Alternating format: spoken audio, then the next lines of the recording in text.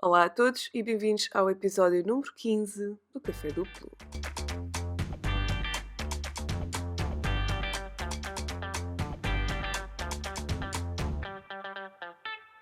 Este episódio é patrocinado pela salsa Vive e Veste Tal Como És. Então, como estamos todos? Pois bem, hoje vamos falar um bocadinho sobre privilégio. Eu tenho estado a ouvir conversas sobre muita coisa ultimamente. Tenho muita gente nas perguntas a pedir-me para falar sobre as eleições, para falar sobre o que se passa nos Estados Unidos. E é assim, hum, eu não sinto que seja a pessoa mais adequada para falar especificamente sobre estes temas. Obviamente que eu tenho opiniões, mas eu acho que o tema que queria falar hoje era mesmo este, sobre privilégio. Porque eu acho que é uma palavra que é um bocado como é como a palavra feminismo, é sempre mal interpretada e quem não compreende e costuma ser a pessoa que precisa de ouvir isto, leva sempre para um lado negativo e fica sempre a sentir atacada. Então vamos lá desconstruir a palavra privilégio. Vou começar por dizer onde é que eu sou privilegiada, portanto, os meus privilégios.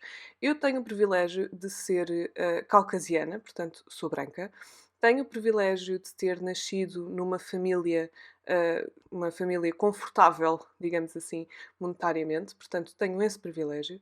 Tive o privilégio de ter uma educação num colégio, de ir para uma secundária, de uma escola secundária boa, se bem que pública, e depois uma educação superior, também numa faculdade pública, no técnico.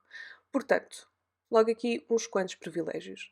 O meu trabalho, eu consigo fazê-lo porque, lá está, tive o privilégio de ter o apoio dos meus pais enquanto começava, porque, como vocês sabem, isto é uma profissão que envolve algum poder monetário, portanto, eu sem dinheiro não tinha conseguido ficar durante tanto tempo sem receber, como nós falámos, como eu falei com o João no podcast anterior. Ele mencionou essa parte também. Disse, pá, eu não recebi dinheiro nos primeiros, sei lá, 2 anos de carreira no digital. E para isso ser uma cena é preciso ter um nível de privilégio para conseguir fazer isto. E eu não estou para aqui a dizer isto, a acabar-me a dizer, olha, para mim, o meu privilégio. Não. Eu estou aqui a dizer porque eu reconheço o privilégio que eu tenho e eu tenho a perfeita noção de que se eu não tivesse diferentes questões que tive da minha vida, não teria a vida que tenho agora. Não teria tido as hipóteses, não teria tido as oportunidades que tenho agora. É certo que, por exemplo, sou mulher. Portanto, eu não tenho o privilégio masculino. Os homens têm um privilégio de ser homens. Só aí já têm esse privilégio. E normalmente o que eu ouço de resposta a esta palavra normalmente é pela pessoa que se sente atacada por algum motivo, que não percebe o que é que uma pessoa quer dizer com isto. Por exemplo, eu acabei de falar do privilégio de ser homem, privilégio masculino. Eu não estou a dizer tu não tens problemas absolutamente nenhuns na tua vida porque és homem. Não. O que eu estou a dizer é que os problemas que tens não se derivam ao facto de seres homem. Portanto, nunca foste discriminado por ser homem. Podes ter sido discriminado por outras coisas, podes ter passado dificuldades por outras questões, mas a característica de homem não foi aquela que te fez perder oportunidades ou ganhar menos dinheiro ou não conseguir aquele emprego. Portanto, nós que estamos numa situação pá, precária, eu diria, em vários sítios do mundo, eu sinto que é muito porque as pessoas não têm a noção do privilégio que têm. Nós falámos, por exemplo, de Black Lives Matter no verão do ano passado, que começou mais no verão do ano passado e que obviamente continua a ser um tema importantíssimo de falar e que continua a ser falado e ainda bem que continua a ser falado. Mas eu digo-vos, eu cheguei a ter uma conversa com amigos meus próximos que desencadeou numa discussão acesa, porque eu estava a tentar explicar porque é que nós tínhamos o privilégio em sermos brancos, portanto, a nossa vida foi percorrida de uma forma diferente do que teria sido se nós fôssemos pretos. É verdade, é pura e simplesmente a vida, é como a realidade que nós temos neste momento, é assim que ela é. E eles não me queriam ouvir, porque isso não é assim, porque eu não vejo isso a acontecer, portanto não é verdade. Ora, aí está o problema. Normalmente, quando uma pessoa não sofre de discriminação especificamente por alguma coisa que seja pelo seu sexo, pela cor da sua pele, pela sua orientação sexual. Essa é outra, eu sou heterossexual, portanto também tenho esse privilégio. Quando nós estamos deste lado, obviamente que não vemos frequentemente coisas destas a acontecer, seja discriminação, seja. Lá está, uma pessoa que está, por exemplo, no meu lugar, em que eu sou uma mulher branca heterossexual, eu, obviamente, que não vou experienciar o mesmo tipo de discriminações do que, não sei, uma mulher lésbica que seja preta. É completamente diferente. É completamente diferente. E aqui está a parte importante: só porque eu não sinto na pele, só porque eu não experiencio isso, não quer dizer que não exista. A única coisa que significa é que claramente eu não sofro dessa discriminação. Porque se eu não sinto na pele é porque eu não faço parte desse grupo. Mas esse grupo, se me diz, olhem, nós estamos a sofrer por causa disto, isto e daquilo, a única coisa que a pessoa do outro lado que não sente isso pode e deve fazer é calar-se e ouvir. Ouvir o que eles têm a dizer. Ouvir em que circunstâncias é que sentiram a discriminação, quando é que se sentiram desconfortáveis. Eu acho que seria um desserviço completo a uma pessoa como eu, por exemplo, que sou feminista, não aceitar o privilégio que tenho em outras áreas da minha vida, porque quando eu falo de que a mulher é discriminada em variadíssimas situações, que eu me sinto desconfortável em variadíssimas situações por causa do meu sexo, como é que eu não iria aceitar essas mesmas experiências, mas por outras características, vindas de outras pessoas que não eu?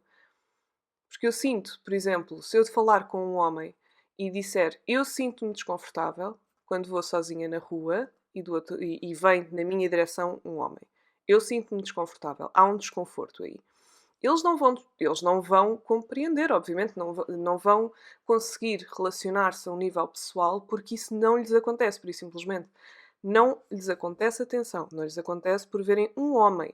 Agora, esse homem pode ter características que o tornam mais ameaçador aos olhos de quem está a ver.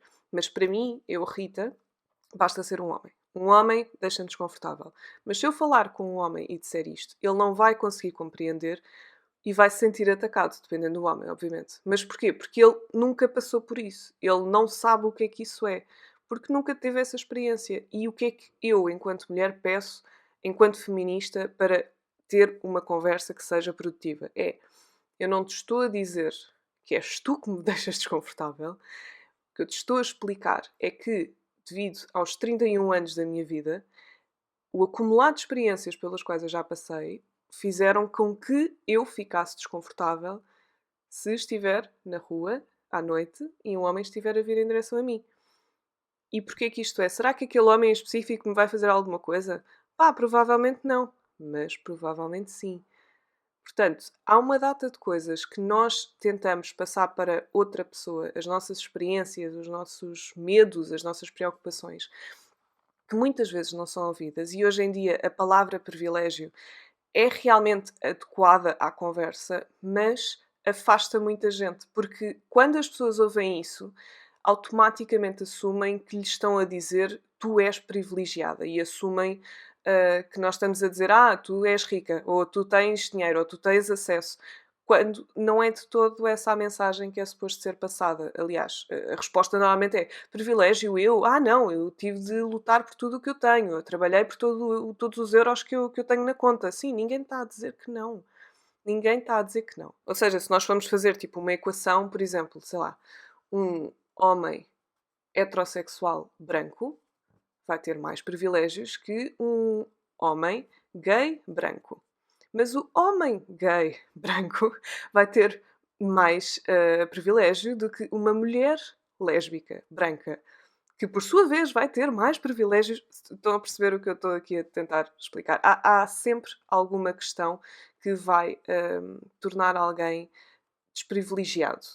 E quem não tem essa característica, o máximo que pode fazer é ouvir. Se tu te encontras numa conversa em que alguém te diz eu sofro isto, algo que tu não experienciaste, mas que ela te está a dizer que experienciou, a tua resposta não deverá ser ah, sim, mas, ou eu não sei o que é que isso é, ou nunca passei por isso, portanto deve ser mentira.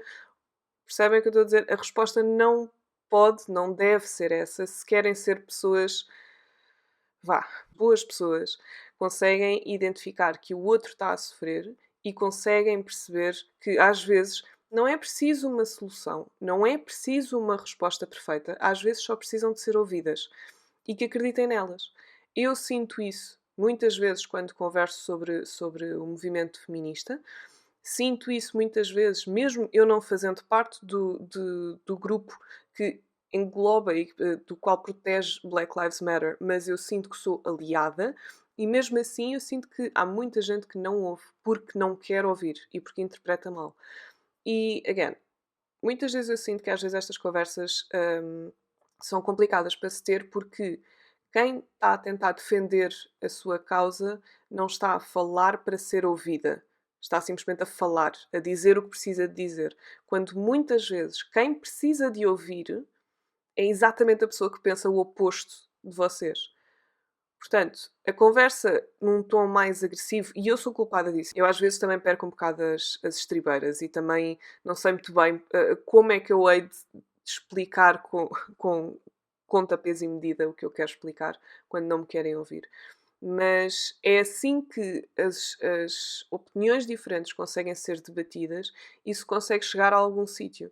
Eu sei que ao longo da minha carreira eu fui mudando, considero eu para o melhor, porque fui exposta a diferentes pessoas, a pessoas diferentes de mim, que tinham passado por experiências pelas quais eu não tinha passado e que eu era completamente cega a isso. Eu achava que não era, até perceber que não, afinal és e afinal tens de calar e tens de ouvir.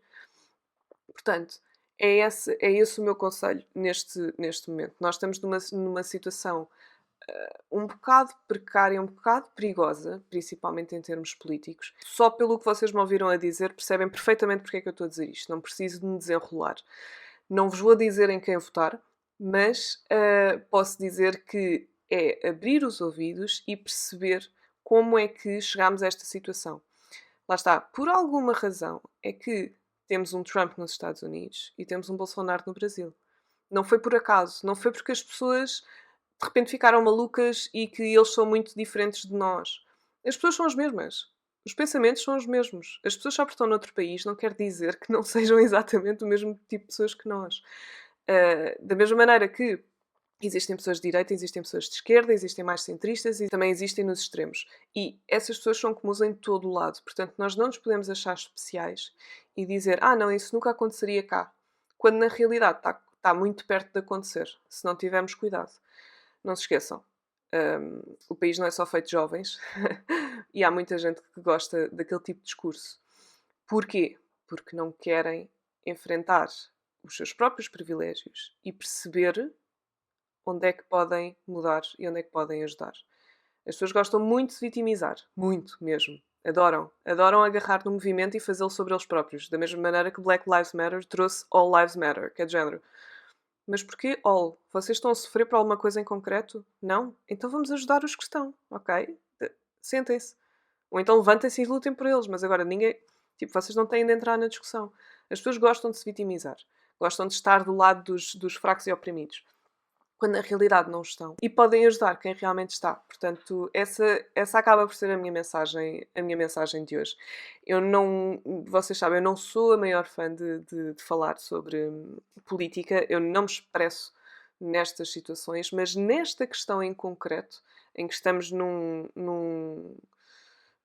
numa situação perigosa, perto de perigosa, eu não me sentiria bem se não falasse. Portanto, aqui estamos.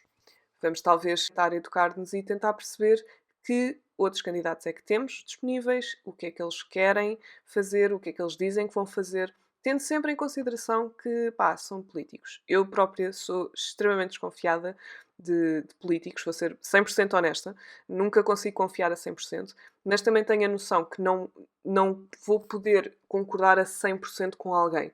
Eu vou é ver os programas deles e ver em qual deles é que eu me revejo mais, tendo em consideração que podem não defender exatamente tudo o que eu defendo, mas pelo menos a maioria vai ter de estar lá presente e se estiver, é nessa pessoa que eu vou votar. Portanto, já sabem, votem com consciência e votem mesmo, votem. Não deixem de o fazer, porque podem crer que há outras pessoas que vão fazer questão de votar. E aí vamos ter de ter cuidado. Ok, passando então para as vossas perguntas, as vossas questões. Interessante, antes de passar para as nossas questões, eu comecei, isto agora tipo zero a ver, vamos fazer aqui um 180 graus completo. Eu comecei a ver o Bridgetown. Não resisti. Eu estava a tentar resistir ao máximo. Eu vi na Netflix o trailer e admito, inicialmente eu fiquei um bocado do género. Hã? Isto é o quê? Tipo Gossip Girl meets Pride and Prejudice e não comecei a ver e depois comecei a ver e pensei, exatamente isso. É Gossip Girl meets Pride and Prejudice. Ainda estou para aí no terceiro episódio, acho que ainda não fui muito adentro, mas estou a gostar. Estou-me a sentir intrigada. E é um bocado irritante, porque não quero ser essa pessoa, mas estou-me a sentir intrigada. Vamos lá então passar para perguntas. Portanto, vamos aqui à Runa Lux, que pergunta como, quando percebeste que precisavas de um profissional de saúde mental? Ou seja, como é que eu percebi que precisava de um psicólogo e como é que isso se desenrolou? Essencialmente, eu já falei sobre isto aqui no podcast, mas continuo a falar porque eu sinto que pode ajudar outra pessoa que talvez não ou tenha receio, ou tenha vergonha, ou tenha, sei lá, medo de dizer alguma coisa porque pode significar alguma coisa. Antes de mais, não significa absolutamente nada de mal se vocês precisarem de um psicólogo ou se vocês expressarem essa vontade. Aliás, até revela que estão mais ligados com as vossas emoções e com a vossa estabilidade mental do que muita gente está, porque conseguem perceber que há qualquer coisa que não está certa e que precisam de ajuda para, pá, para arrumar no sítio certo. E como esta não é a primeira vez que eu precisei de um psicólogo, na minha vida adulta já consultei outros psicólogos em outras ocasiões. Quando é que eu percebi desta vez? Eu comecei a sentir que era demasiado na minha cabeça e que não estava a conseguir sozinha chegar lá. Eu até me considero uma pessoa bastante com muita autonoção e consigo desconstruir muitos dos meus pensamentos e das minhas atitudes e das minhas ações. Consigo explicá-las extremamente bem, de um ponto de vista psicológico, lá está, consigo perceber de onde é que aquilo veio, porque é que eu agi assim, porque é que eu pensei nisto. Ou seja, eu consigo desconstruí-las, mas não deixo de as ter. Portanto, eu senti que estava na altura de falar com alguém que me ajudasse a navegar essas águas, porque eu sempre fui da opinião de que os nossos amigos não são os nossos psicólogos, podem ser pessoas com quem nós desabafamos, em quem nós confiamos para contar as nossas coisas, mas eles não estão lá para nos ajudar num ponto de vista mais sério e não deviam, lá está, porque não são psicólogos. Até os nossos amigos que são psicólogos não deveriam ser os nossos psicólogos. Portanto, foi um bocado por aí. Eu comecei a sentir que estava a precisar de uma ajudinha extra, que não estava bem mentalmente e que precisava de ajuda. Portanto, foi um bocado por aí que aconteceu, que eu falei. Até falei com a Maria e perguntei se ela tinha alguma recomendação. Ela recomendou-me uma pessoa que até agora tem corrido bastante bem e gosto muito dela. É só engraçado porque a minha psicóloga é uma senhora, deve ter a idade da minha mãe, acho eu, um bocadinho mais, e ela não conhece muito bem as redes sociais. Portanto, tipo, não fazem parte da vida dela. Portanto, o engraçado é eu ter de lhe explicar as várias coisas que envolvem tipo, o meu trabalho. E ainda no outro dia estava-lhe a explicar o que eram stories. Agora, para explicar o que eram stories foi muito interessante. E o porquê de eu estar a falar disso, não precisamos de entrar por aí.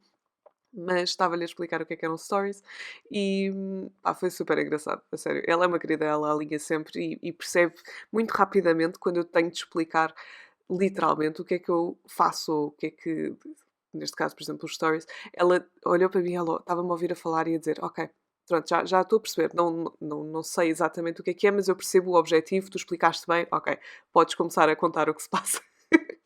Opa, é muito engraçada.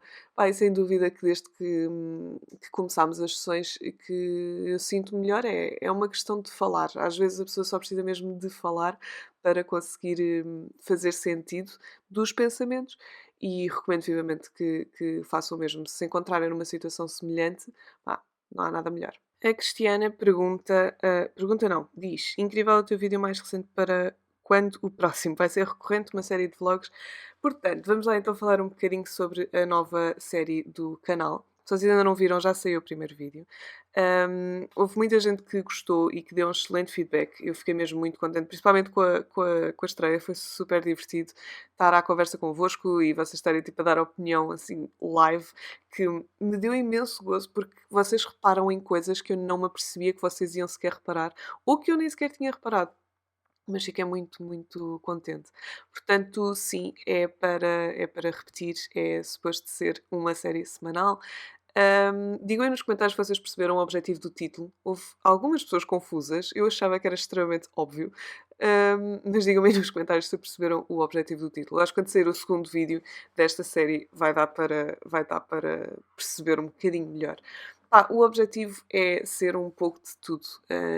Eu, como falei no vídeo, estava um bocadinho estava um bocadinho numa situação chata porque sentia que não tinha sítio no YouTube já.